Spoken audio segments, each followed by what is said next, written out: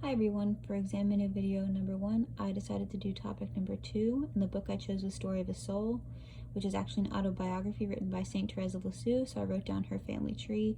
The mock trade I did was whether or not entering religious life. Before I describe the modes of inheritance possible in the family tree, I'm going to briefly go through what they are.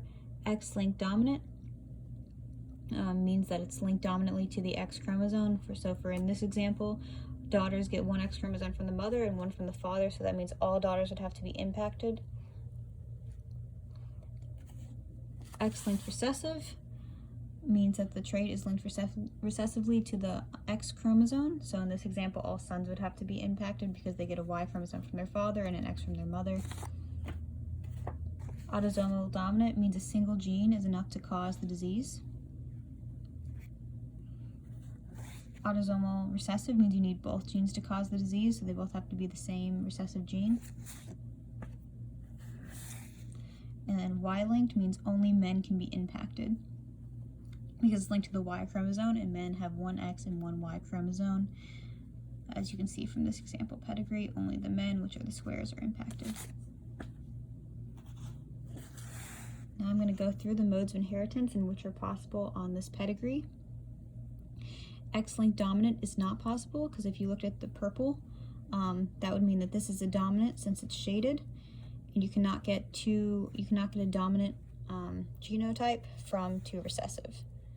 X-linked recessive, if you look at the red, is not possible because these are recessive, and daughters have to get one X chromosome from their father and one from their mother, and their father has to have the dominant genotype since he does not have the disease.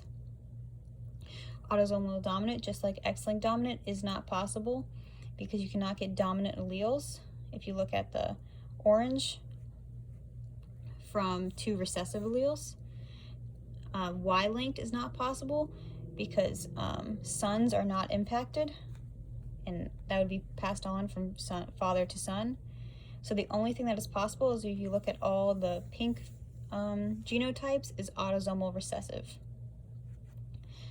because you have one big R, one little r, and that's enough to pass down the recessive genotypes to all of the daughters, as well as the dominant genotypes to those not impacted.